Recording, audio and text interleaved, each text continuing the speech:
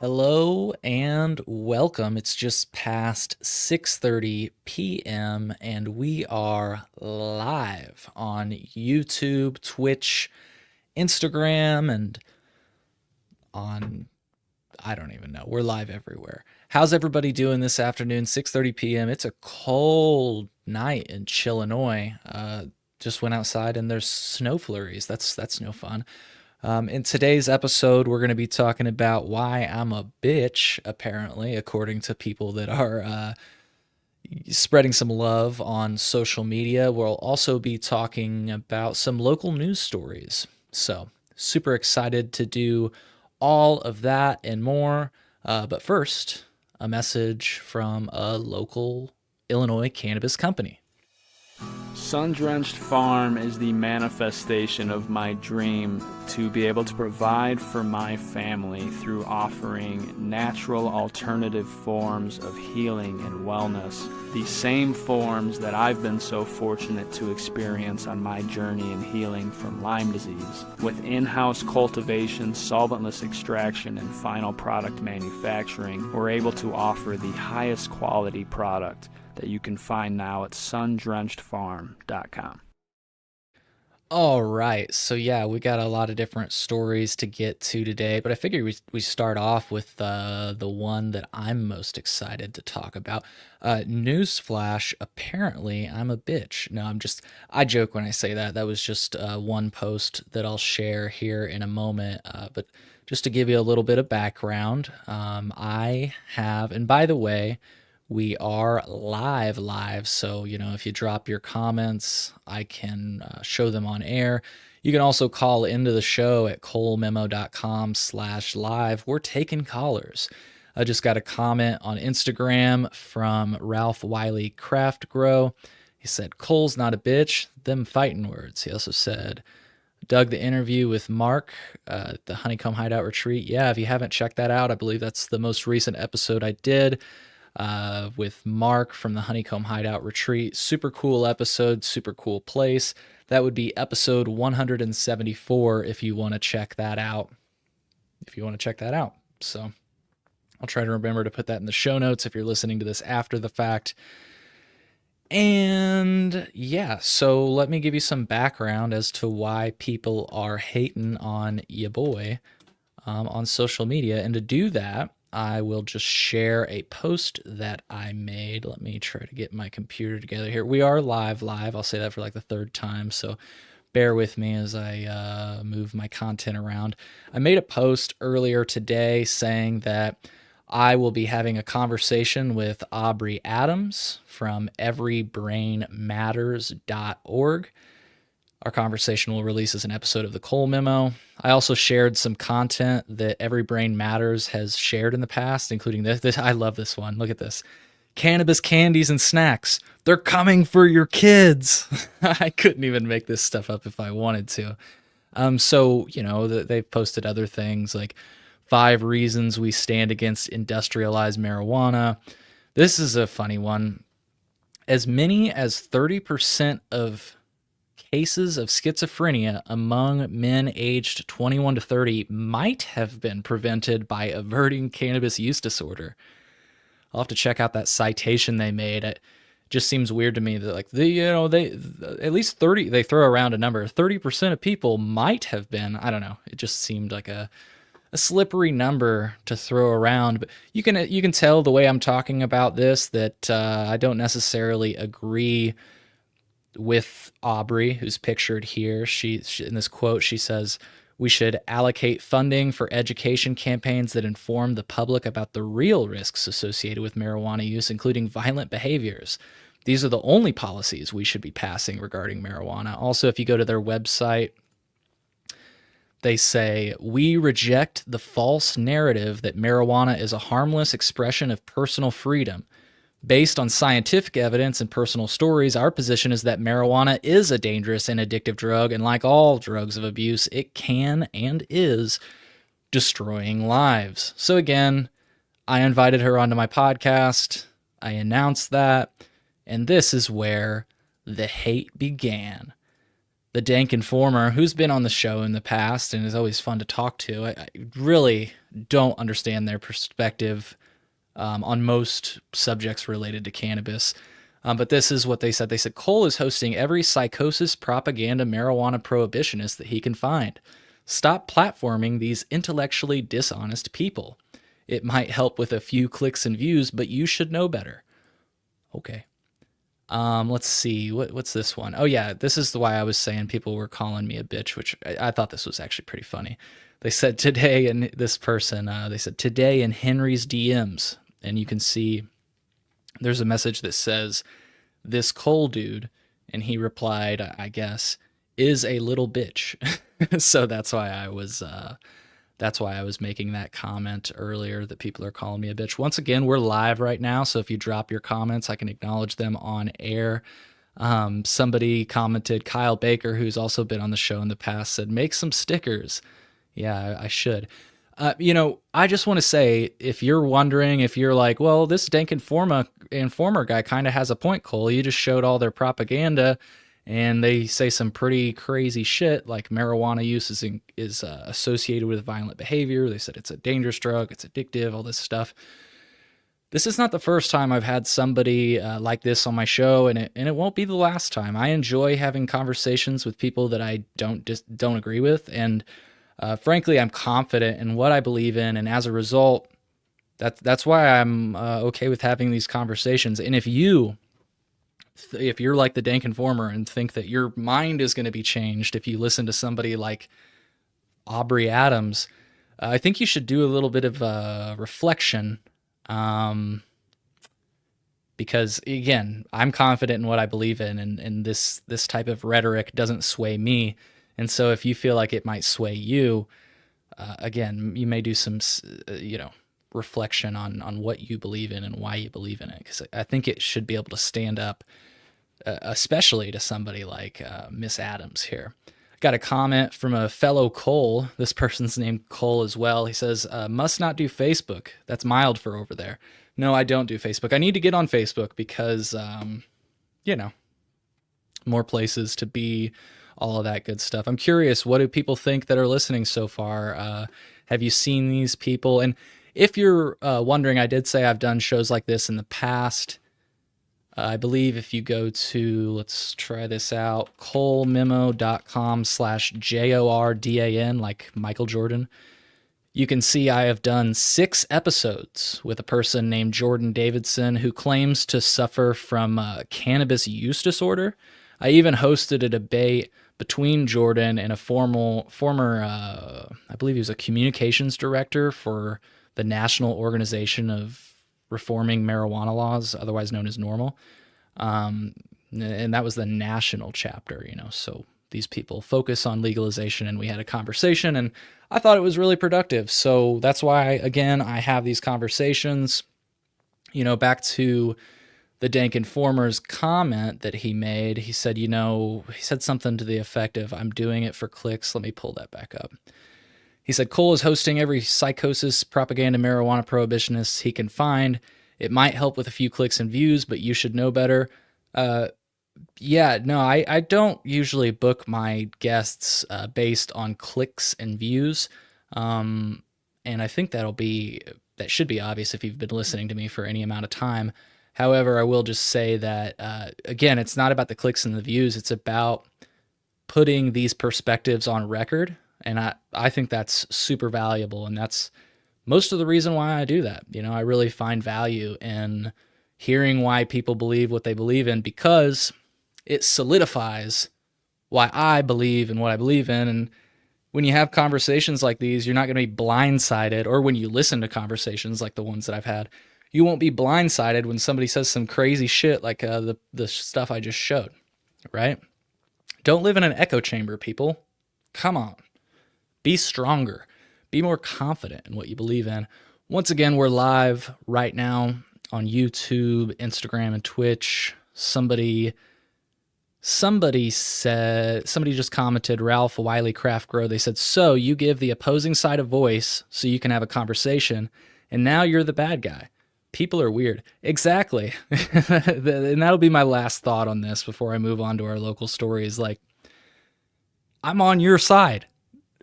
I've been fighting for cannabis and other drugs, mushrooms, whatever. I've been fighting for personal freedom for a while. So to say that, because I have somebody on my podcast for 1 hour to insinuate that like I'm causing problems, it just is weak. And again, I think if you're strong, you should be strong enough to listen to opposing views. We shouldn't be in an echo chamber. If you haven't yet already, please hit that like button, subscribe if you haven't already. It'll allow you to be notified whenever we go live. I've been trying to do more of these live streams. It's fun to be able to read comments and everything as the show goes on. And once again, you can call in at colememo.com/live. You don't have to turn your video on if you don't want to. I am curious what people are thinking about this. Please call in, drop your comments, and again, if you haven't already, smash that like button. All right, so our next story comes from Darien, Illinois. And this article, now that I put it on screen, is just awful. Come on, patch.com. Let's share my screen, though. It's just riddled with ads. I need to put an ad blocker on this browser that I'm using, so my apologies. But apparently earlier this week in Darien, Illinois, so there's this High Haven dispensary, they were asking to provide more patrols, like police patrols around this property, which this is pretty cool. Apparently this High Haven dispensary is right next to a liquor shop. You can get weed, drank, everything you need. I wonder what that is. If that's a restaurant, I think that's a restaurant. You can see some tables there. So that's pretty fucking cool. Pretty cool that all of this is apparently in one little outlet strip. But anyways, a Darien alderman is requesting more police patrols to deal with pedestrians from the city's only dispensary. This story caught my eye because apparently this alderman, Ted Shower, said he released, I don't know if I'm saying his name right, he received an email from a resident in the apartment buildings on Captain's Lane. The buildings are south of High Haven Dispensary, which opened in 2023 at 8131 South Cass Avenue. And Shower said he was told that pedestrians were going between the dispensary and Wood Springs Suites Hotel, which is along North Frontage Road. And Shower said people are walking through the back of parking lots instead of sidewalks and walking in the middle of the street.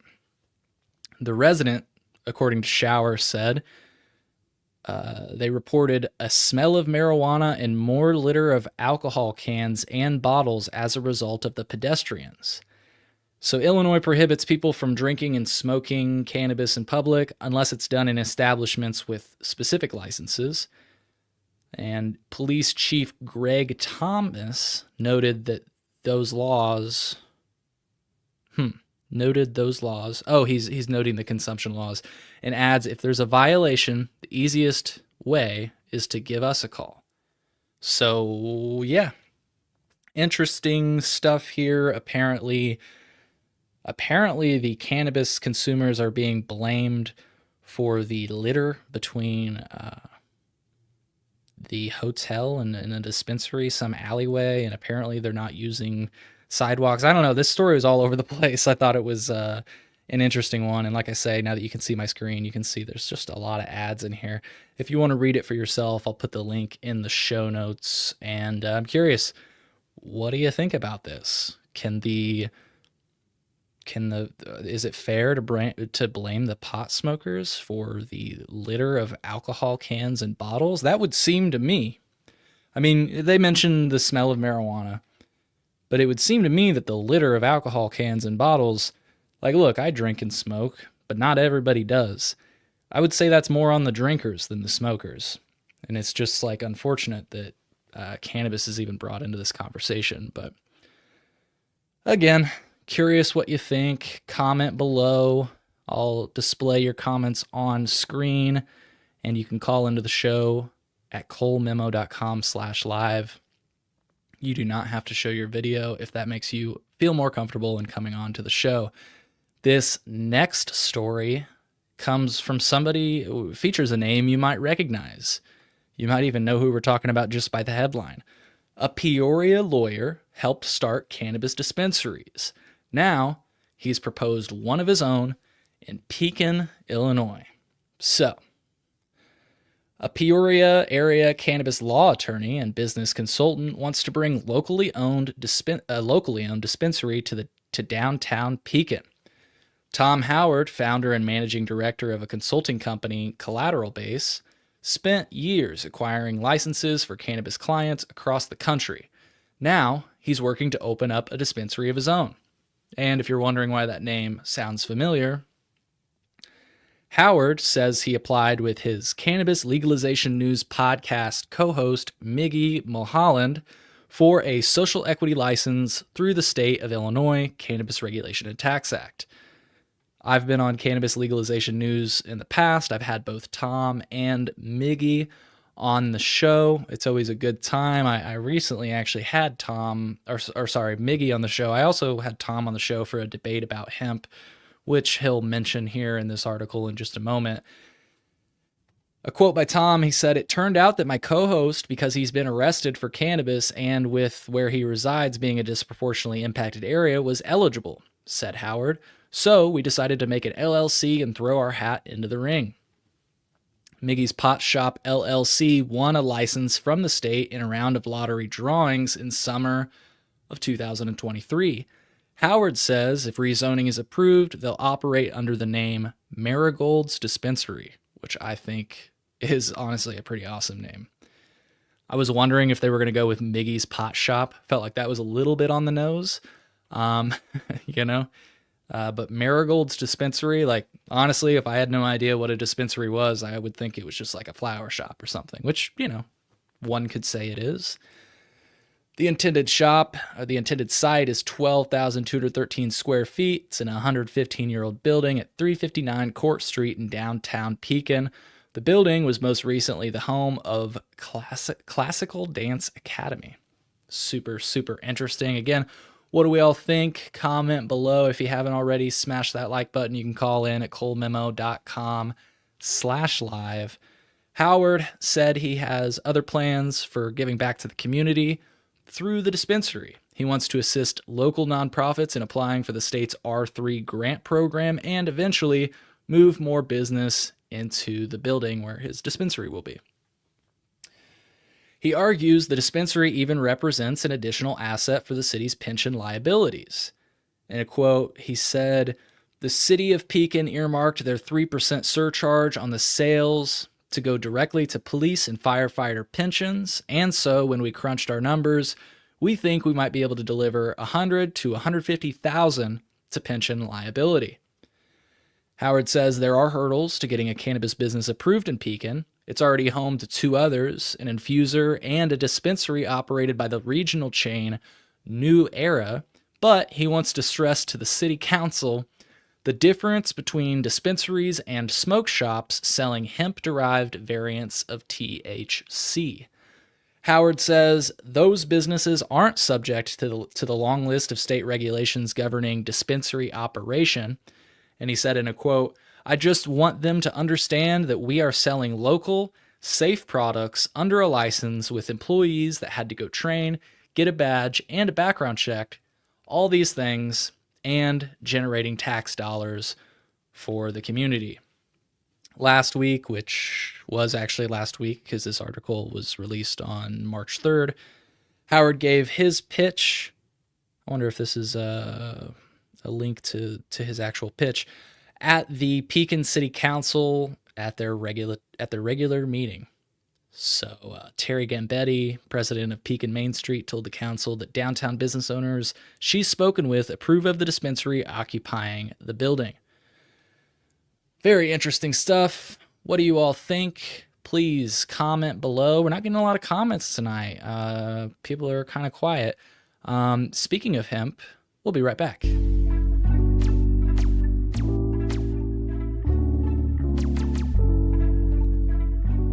Are you all ready for America's new #1 D9 gummy line?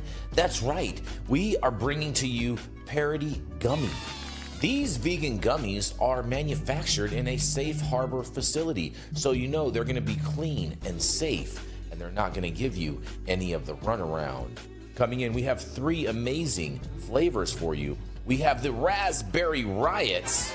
Also, we have the Sleepy Joes if you need something to help you sleep at night. And if you're feeling like raging and having a party time, that's right, we have the Pineapple Bad Hombre. If you're feeling like a bad hombre, make sure you head over to www.parodygummy.com and secure your bag today. All right, yeah, get your bag, get your bag. That was Jason from High at 9 News with his, speaking of hemp, that's his hemp gummy line that he just announced. So if you haven't already, please hit the like button and subscribe. It helps. It's one of the best ways to support the show. Another great way to support the show, if you have $1 or $2, is to go to colememo.com/support. Every dollar helps, and this show is brought to you by listeners like you. All right, this is a story that I think I had in the headline for this episode. I've never heard of this town.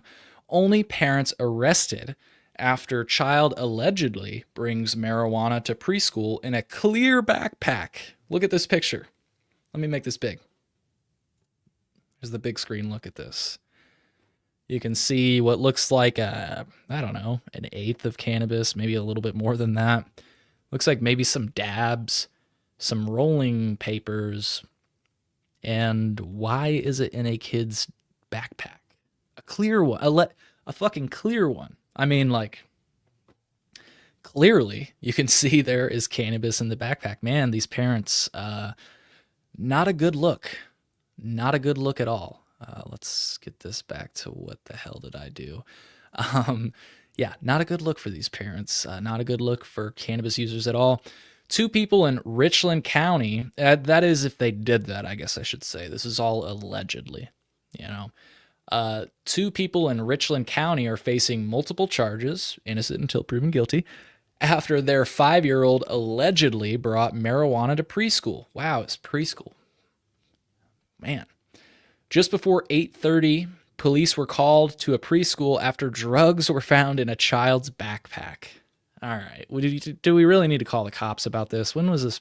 I mean, this was just published like last week.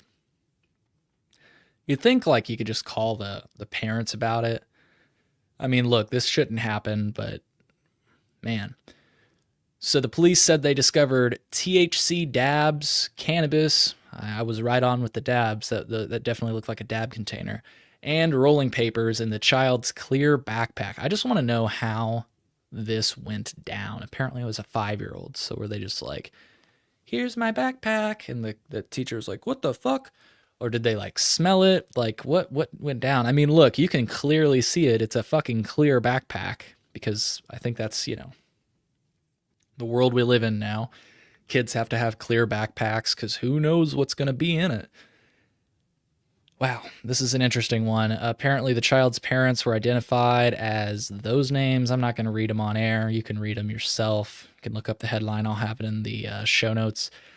Both parents were arrested and charged with possession of methamphetamine and endangering the life or health of a child. Man. So I wonder if they were arrested and just had methamphetamine on them because, they didn't mention that with this book bag. I don't know. Kind of a crazy story here. You definitely... The clear backpack just makes it so much worse. Look, like I said earlier, clearly, I feel like the last thing you do, and I don't have kids, but I remember when I was a kid, and I'd be getting out of the car, my mom would always be like, hey, don't forget your backpack. Hand it to me. It's like, you can fucking see. How did this happen? Honestly, how did this happen? That's just crazy. Curious what our viewers think. Let me check on Instagram. Somebody said, hope Tom gets that license. Yeah, wishing Tom and our friend Miggy from Cannabis Legalization all the best. If you're just tuning in now and missed it, since we are live, we covered this story. A Peoria lawyer helped start cannabis dispensaries. Now he's proposed one of his own in Pekin. I know he's been having trouble finding a spot for that. So yeah, best of luck to him. Another story from patch.com. A girl, 13, went to the hospital, or I guess I should drop the. That's, I don't know if it's just an American thing, but I always say the hospital, but people in like Europe, they're like, no, we're going to hospital. And that's how that is how this headline is written. Girl 13 went to hospital after taking cannabis edible at school. We just got a comment in. Hetty Med said, I have 4 kids, and when all of them were in preschool, we dropped them off at preschool or had to get them off the bus. Yeah. They said, so the parents had to have seen it or should have seen it, taking the child to school or to the bus. This is a crazy story. I agree. Yeah, if people were, if you're just tuning in now, here's a picture of the backpack. Just insane. I mean, talk about a fumble. You fumbled the bag, literally. You fumbled the clear bag. I mean, goddamn. Goddamn, son. What the fuck were you doing? All right, I'll move on. I don't mean to... Jeez, that's just a crazy story. Anyways, girl 13 went to hospital after taking a cannabis edible at school for an entire day. Kyrena Lohman's mom said her daughter lay on a hospital bed at Advocate Christ Medical Center in Oak Lawn, Illinois. Is this a video? I don't think this is a video. I don't know why all the fucking pictures are giant today. I'm not zoomed in. It must just be this patch.com. The first article we read from patch.com was horrible, and this one is too. No offense, patch.com, but Jesus. Anyways, if you saw that I just displayed these comments, I can acknowledge your comments if you drop them below. If you haven't already, hit that like button and subscribe. And if you want to call into the show, colememo.com/live. Okay. A mother says her 13-year-old daughter was unconscious for 24 hours after she was given a marijuana edible at school. Who gave her this marijuana edible? The girl was not the only child who took the substance. Okay, so she wasn't alone. The girl was not the only child who took the substance this week at Francis M. McKay Elementary School. 3 separate letters were sent to McKay parents in the last few weeks, showing kids were given edibles and medical attention was needed. I need more details. Who gave these kids the edibles? Or were they sharing it amongst themselves? Like when you say they were given edibles, that sounds like, and I know this is not the case, but just all we can do with bad stories like this is try to find a little bit of humor. And all I can picture is like, they're going through the cafeteria line and they're like, you want, white milk or chocolate milk? I want chocolate milk. You want an edible or you want to just ride it out the day? Bad joke. So for an entire day, Kyrena Lohman's mom said her daughter lay on a hospital bed. Her mom was certain when or if she would wake up. And it would be too easy to make a joke there. I almost did it. When or if seems like a pretty strong statement, but if you don't know what your kid is consumed, I could see how you might be like a little worried, especially if she was asleep for 24 fucking hours. You might be like, was it cannabis that my kid took? And you probably are really fucking worried. So I feel for this person's mom. I wonder how, I don't know if that's the kid that, I'm assuming that's the kid. But yeah, I just another bad story. Not a good thing by any means. We don't want kids taking edibles, but this comes down to parenting. And that last story seems just like a mistake with parenting. With this story, I don't know what the hell's going on. They're at a school. Apparently they're eating edibles. Apparently this isn't the only kid that's eaten edibles. 3 separate letters were sent. What the fuck is going on at Francis M. McKay Elementary School? I remember, like, if I was passing around anything, let's just call it a note. The teacher would take your note and read it in front of the whole fucking class. If that's actually a cliche. I don't even know if that actually happened. I remember kids getting notes taken, but not the whole reading it in front of the whole class. But, like, my point is, like, I could barely use my fucking cell phone when I was in high school. I didn't even have a phone until I was in high school. But there were kids that I went to elementary school that had phones and stuff, and I'm just like, how did these kids? What's going on at these schools? How are they able to find the time to take edibles? Pretty crazy, pretty crazy. Curious what you all think. Please comment below. We can display your comment on screen just like we did a little bit ago. Just checking if we got any comments on the Instagram. Someone said that title.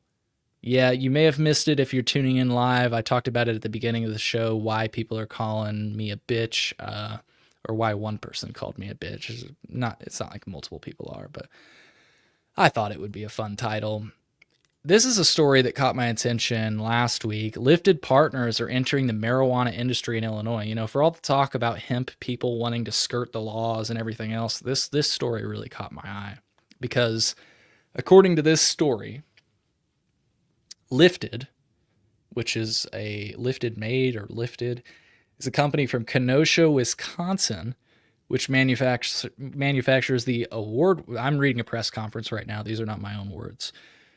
Manufactures the Herb brand of hemp-derived cannabinoid products.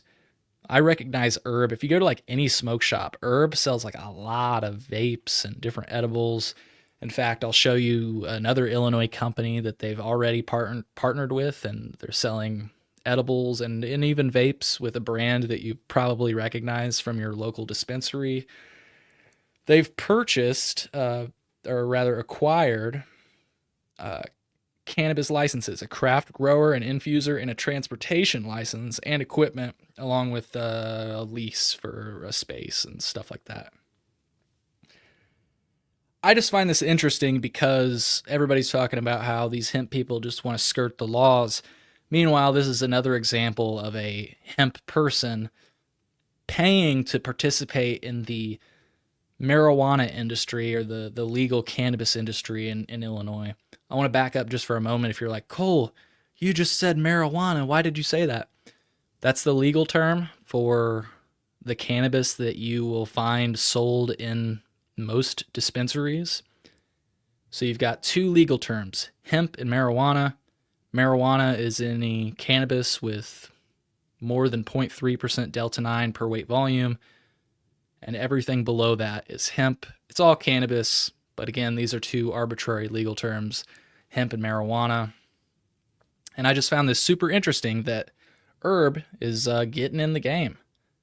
They want to purchase these Illinois cannabis licenses and follow the rules that everybody complains about. Super interesting. Super interesting. Somebody just commented and said, we smoked in the shop bathroom while we were forced to watch safety videos in the classroom in like 2008. Yeah, hell yeah.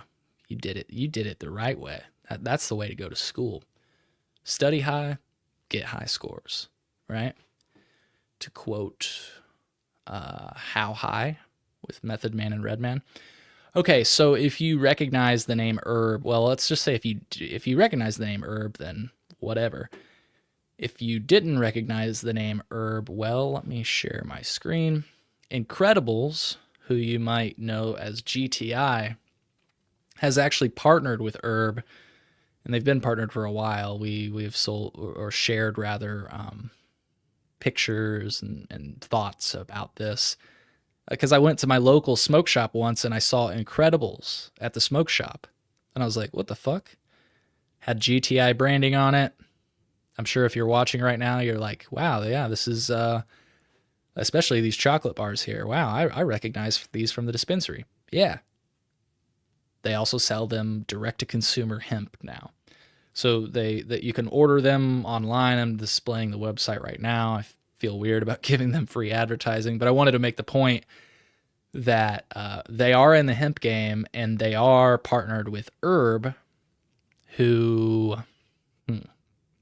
you can actually see it on the bottom of this packaging here. Let me make this bigger here. If you look right here, you can see Herb on the packaging, and these are their vapes. They also are partnered with Herb for their edibles. Just thought I'd mention on the vapes, since there's a whole lot of conversation about cannabinoids and stuff. It's kind of interesting to me to see that this company, which is partnered with GTI, seemingly, is selling Delta 8, THC, and THCP in a vape. Everybody knows what THCA is, or most people, I should say. A lot of people are starting to become familiar with CBN. But a lot of people, due to some, let's call it propaganda, have become afraid of Delta 8 THC and THCP.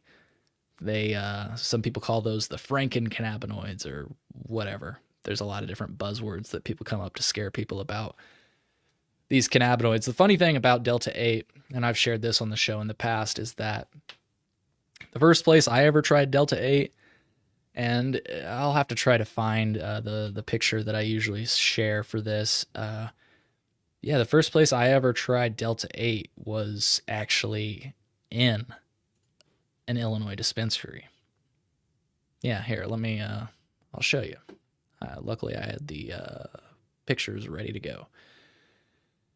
Here's the first one I remember seeing. It was a grassroots product. I remember the dispensary. It was actually before we legalized. I was still a medical cannabis patient at the time.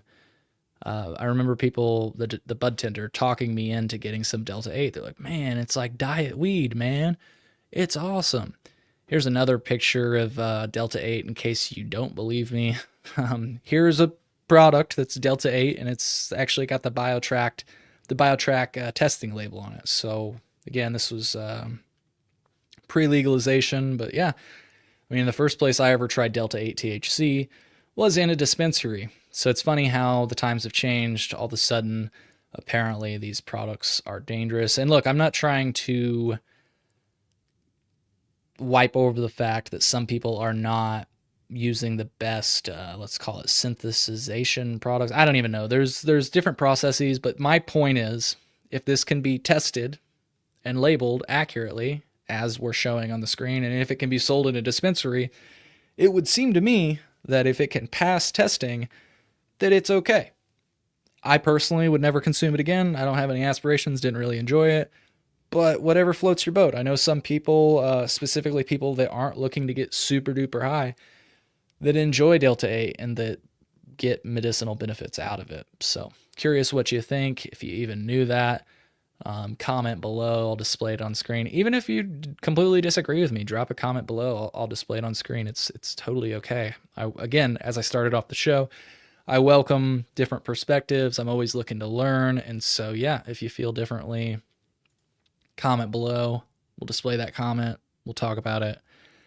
If you haven't already, hit that like button, subscribe. I hope you're enjoying this impromptu live. And the last few stories I'll leave you with, and I will paste these links in the show notes if you want to check them out after the fact. I know for sure I'm going to be watching this tonight. Apparently today there was, speaking of hemp, this is a hemp-heavy episode, there was a hemp work group in Florida. Let's see how long this is. Looks like it's about 2 hours, so yeah, I'm definitely going to be watching it. Pro tip, if things like this are intimidating to you, you're like, man, I don't have 2 hours. I don't know if, yeah, you should be able to see it on my screen right now. You can change the speed to 2 times, and that'll take a 2-hour podcast and make it a 1-hour podcast. Of course, this isn't a podcast, but usually I use this feature when I'm listening to podcasts. It's like, man, this is a 4-hour podcast. Watch it at 2 times speed, and it'll be a 2-hour podcast. If it's a 1-hour podcast, watch it at 2 times speed, it will be a 30-minute podcast. Anyways, just a pro tip from somebody who watches a lot of long format content. Also, earlier this week, speaking of hemp, Texas had a hearing, and man, oh man, this was a good one. The people up in the gallery, the people, otherwise the advocates, got thrown out for clapping during the proceedings. Apparently, they broke decorum, which, is a thing, but I'm going to be reaching out to some people that were present during this hearing to talk about what it was like in the room. There's a lot of good stuff. They started off the hearing with a lot of, testimony from law enforcement and health experts talking about the dangers of hemp and THC and stuff like that. Yeah, definitely an interesting thing. And hey, speaking of which, well, speaking of speeds, I was just showing you how you can watch things at different speeds. I recently released a mini documentary on the subject of legalization in Illinois. I call it a mini doc because it's pretty short for my content. I usually go on for a few hours. And so this mini doc is only 1 hour. So once again, if you watch it on YouTube and you hit it at 2 times speed, that's a 30-minute showtime, runtime. And if you're wanting to get a taste for what's in the mini documentary, well, here's a peek. Beginning January 1st, 2020, the recreational use of cannabis will be legal in the state of Illinois. Available to stream now, my mini doc dives into the history of Illinois legalization, starting with January 1st. What should we expect? The biggest thing that we need people to understand is that January 1, in terms of the criminal justice system here in this state, is the end of prohibition. See how Illinois missed its chance at real cannabis reform with key failures, including the fact that the program includes regulation on possession limits. So people can still be arrested for a possession. And I want to highlight that in its first year of legalized recreational marijuana in the state of Illinois, they arrested 3 times as many black people for possession than any other race. We've run into so much cannabis, we've run out of places to put it. I've represented people and taken their cases through the court system who got charged with more serious crimes only because the police said that they smelled cannabis. And not because the police said you have illegal cannabis, or not because you have too much cannabis, or not because you're high on cannabis, but because I can smell it and that's it. Attorney goes, he understands that he can't be smoking and his cannabis flower shouldn't be open. And I was like, I'd like to say for the record that I was not smoking and my flower was not open. So that's where we're at right now in Illinois. Yeah. And I hope it changes. start watching now at colememo.com/minidoc.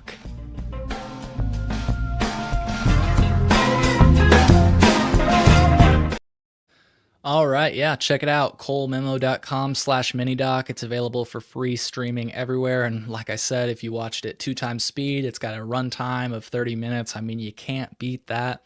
It covers the first 2 years or so of legalization, and I'm considering making a part 2. Definitely have a lot of footage and more things to talk about, but I just kind of wanted to put that out as a package of things that I think we could do better with regard to legalization. Folks, I really hope that you enjoyed this episode of The Cole Memo. The Cole Memo. The Cole Memorandum. The Cole Memo. The Cole Memorandum. The Cole Memo. The Cole Memo is what allows this whole thing to go on. I mean, you have to respect the memo. Hey, this is Tommy Chong, and you're listening and watching The Cole Memo.